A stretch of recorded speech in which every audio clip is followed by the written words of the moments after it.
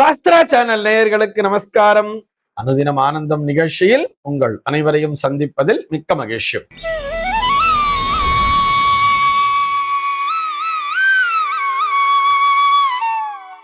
இன்று 22/2/2026 இந்த நாள் குறித்து பஞ்சாங்கம் என்ன சொல்றதுன்னு பார்க்கலாம் வாங்கோ.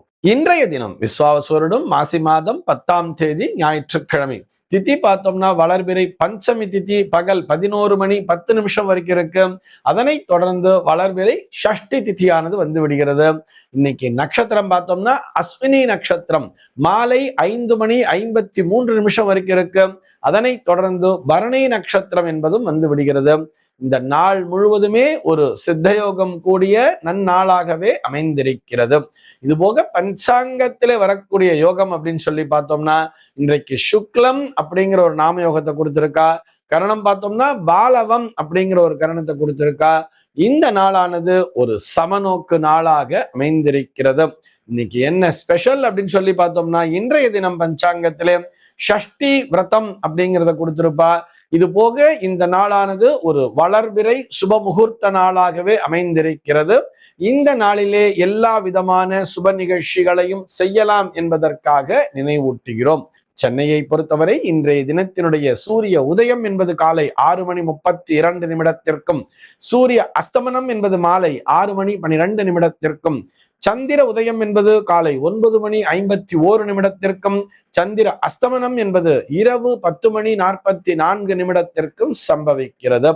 பிரம்ம முகூர்த்தம் பார்த்தோம்னா நாளைய தினம் அதிகாலை 4 மணி 53 நிமிடம் முதல் காலை 6 மணி 31 நிமிடம் வரையில் நீடித்திருக்கிறது.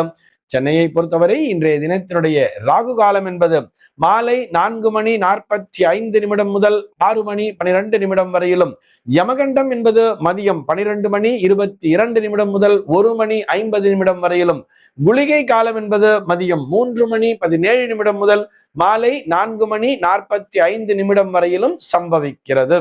தினாந்தம் பார்த்தோம்னா இன்றைய தினம் இரவு 1 மணி 54 நிமிஷத்துக்கு கொடுத்திருக்கா. சூலம் பார்த்தோம்னா இன்றைக்கு மேற்கே சூலம் பகல் 11 மணி 12 நிமிடம் வரையில் அந்த சூல தோஷம் என்பது உண்டு. அதற்குரிய பரிகாரமாக வெள்ளம் தானம் விடுத்து விட்டு மேற்கு திசையை நோக்கி பயணிக்கலாம் அப்படிங்கிறதையும் சொல்லி இருக்கா. நமது சாஸ்திரா சேனலில் திருக்கோவிலூர் KB ஹரிபிரசாத் சர்மா அவர்கள் வழங்கும் தினசரி பஞ்சாங்க குறிப்பு, ஆன்மீகம் மற்றும் ஜோதிட தகவல்களை உள்ளடக்கிய நிகழ்ச்சி அனுதினம் ஆனந்தம். தினம்தோறும் அதிகாலை 5:45 மணிக்கு. இத்துடன் திங்கட்கிழமை தோறும் உபன்யாச நிகழ்ச்சி, புதன்தோறும் அறிந்த புராணமும் தெரியாத கதைகளும், வியாழந்தோறும் வேதபுரி பிரம்மஸ்ரீ யுவராஜ சாஸ்திரிகள் வழங்கும் நீதி சாஸ்திரம், வெள்ளிக்கிழமை தோறும் அபீதாஸ்ரீ வழங்கும் ஸ்திரீ டைம் ஆகிய சிறப்பு நிகழ்ச்சிகள் உங்களுக்காக எக்ஸ்க்ளூசிவா நம்ம சாஸ்திரா சேனலில் மாலை 5 மணி முதல் ஒளிபரப்பாகிறது. மறக்காம பாருங்கோ, லைக் பண்ணுங்கோ, சப்ஸ்கிரைப் பண்ணுங்கோ, முக்கியமா உங்க ஃப்ரெண்ட்ஸ் அண்ட் ரிலேட்டிவ்ஸ் குரூப்ஸ்க்கு ஷேர் பண்ணுங்கோ. இன்றைய தினத்தினுடைய ஆன்மீக தகவலாக நம்ம என்ன பார்க்க போறோம் சொல்லி பார்த்தோம்னா, ஒவ்வொரு ஞாயிற்றுக்கிழமை நாளுமே நம்ம கதை நேரம் அப்படிங்கிறத பார்த்துட்டு வரோம் இல்லையா. அந்த வரிசையில இன்னைக்கு என்ன கதையை பார்க்க போறோம் சொல்லி பார்த்தோம்னா, நீங்கள் யார் அப்படிங்கிற ஒரு கொஸ்டின் போட்டு அந்த தலைப்புலதான் ஒரு கதையை பார்க்க போறோம். இது ஒரு காளிதாசரினுடைய வாழ்விலே நடந்த ஒரு சம்பவமாக, இது ஒரு புனைக்கதையாக கூட இருக்கலாம் சொல்லப்படுகிறது. இந்த காளிதாசர் ஒரு நாள் அப்படியே ஒரு வயல்வெளி பக்கம் அப்படியே நடந்து போயிட்டே இருந்தாராம். வயல்வெளி பக்கம் நடந்து போயிட்டு இருக்கும் போது திடீர்னு அவருக்கு ஒரு தண்ணீர் தாகம் என்பது எடுக்கிறது. சுத்தி பார்த்தா எதுவும் வீடே இல்லை, தண்ணி திடீர்னு தாகம் எடுக்கிறது. இப்படி பார்த்துட்டே போகும்போது எதிர ஒரு பெண்மணி தலையில குடத்தோடு வந்துட்டு இருக்கா, தண்ணி குடத்தோட வந்துட்டு இருக்கா. இதை பார்த்த உடனே அந்த கிராமத்து பெண்மணி வந்துட்டு இருக்கா, தலையில தண்ணி குடத்தோட வரா. இவர் பார்த்த உடனே கேட்கிறார், அம்மா கொஞ்சம் தண்ணீர் தாகம் எடுக்கிறது, கொஞ்சம் தண்ணி தெரியாமா, குடிக்கிறதுக்கு தண்ணி கொடுக்குறியா அப்படின்னு கேட்ட உடனே, ஆஹா தரணே, ஆனா அதுக்கு முன்னாடி நீங்கள் யார் என்பதை அறிமுகப்படுத்திக் கொள்ளுங்கள். அந்த பெண்மணி சொன்னாலாம், நீங்க யார் அப்படின்னு சொல்லுங்க அப்படின்னு சொன்ன உடனே இவருக்கு ஒரு உயர்வு மனப்பான்மை. நம்ம ஒரு மிகப்பெரிய ஒரு கவி சக்கரவர்த்தி நம்ம வந்துகிட்டு இருக்கோம், இந்த பெண்ணுக்கு நம்மள தெரியல, இருந்தாலும் இவகிட்ட போய் நம்ம என்னது ஒரு கிராமத்து பெண்மணி தானே, இவகிட்ட போய் நம்ம யார் என்னங்கிறத சொல்லிட்டு இருப்பானே அப்படின்னு சொல்லிட்டு என்ன சொன்னாரா, நான் ஒரு பயணிமா, நான் ஒரு சாதாரண ஒரு பயணி அப்படிங்கிற மாதிரி சொன்னாராம். அந்த பெண்மணி அதுக்கு சொன்னாலாம், இந்த உலகத்திலே 2 பேர் மட்டும்தான் பயணிகள். ஒருவர் சூரியன், மற்றொருவர் சந்திரன். இவர்கள் இருவரும் தான் விடாமல் பயணித்துக் கொண்டிருப்பார்கள். நீங்கள் யாருன்னு சொல்லுங்க அப்படின்னு சொல்லி இந்த பெண்மணி கேட்டாலாம். இவருக்கு கொஞ்சம் ஒரு மாதிரி ஒரு எரிச்சல் வேற, கொஞ்சம் ஒரு மாதிரி ஒரு கோபங்கிறது வர்றது. உடனே என்ன பண்ணாரா, சரிம்மா நான் ஒரு விருந்தினர்னு வச்சுக்கேன், நான் ஒரு கெஸ்ட்டுமா, அவ்வளவுதான், நான் ஒரு விருந்தினர் அப்படிங்கிற மாதிரி சொன்னாராம். உடனே இந்த பெண்மணி சொன்னாலாம், இந்த உலகிலே இருவர் மட்டும்தான் விருந்தினர், அவர்கள் தான் வருவார்கள் போவார்கள். யாருன்னு சொல்லி பார்த்தோம்னா, ஒன்று செல்வம், மற்றொன்று இளமை. இவர்கள் இருவரும் தான் அப்படியே வந்துட்டு போயிடுவாங்க அப்படிங்கிற மாதிரி சொன்னாலாம். உடனே இவருக்கு பொறுமை எழுந்துட்டார். கொஞ்சம் பொறுமை எழுந்துட்டு, ஆனா பொறுமை எழுந்துட்டோன்னு காமிக்க முடியாது இல்ல. சரிம்மா விடுமா, ஆளை விடு, நான் ஒரு பொறுமைசாலின்னு வச்சுக்கேன் அப்படின்னு சொன்னாராம். உடனே அந்த பெண்மணி சொன்னாலாம், உலகிலேயே இருவர் மட்டும்தான் பொறுமைசாலி. ஒன்று இந்த பூமி, அதாவது தன் மேலேயே எவ்வளவு வேணா மிதிப்பான், தன்னையே பள்ளம் எடுத்து நோண்டுவான், தன் மேலேயே குத்துவான், எல்லாம் மேலேயே குதிப்பான், இருந்தாலும் அவனை தாங்கி கொண்டிருக்கிற அல்லவா இந்த பூமி தாய் தான் அந்த பொறுமைசாலி. அதே மாதிரி இது இருக்கு பார் மரம், இந்த மரம் தான் இந்த உலகத்திலே அடுத்தபடியான, இந்த பூமிக்கு அடுத்தபடியான ஒரு பொறுமைசாலி. ஏன்னு சொன்னா இந்த மரத்தின் மேலேயே கல்லெடுத்து அடிப்பா, தன் மேலேயே கல்லெடுத்து அடிக்கிறவனுக்கு கூட ஒரு பழத்தை கொடுக்கக்கூடிய ஒரு தன்மை என்பது இந்த மரத்திற்கும் இந்த பூமிக்கும் தான். இவா 2 பேருக்கு மட்டும்தான் இந்த உலகத்திலேயே மிகச்சிறந்த பொறுமைசாலிகள் அப்படின்னு சொன்னாராம்.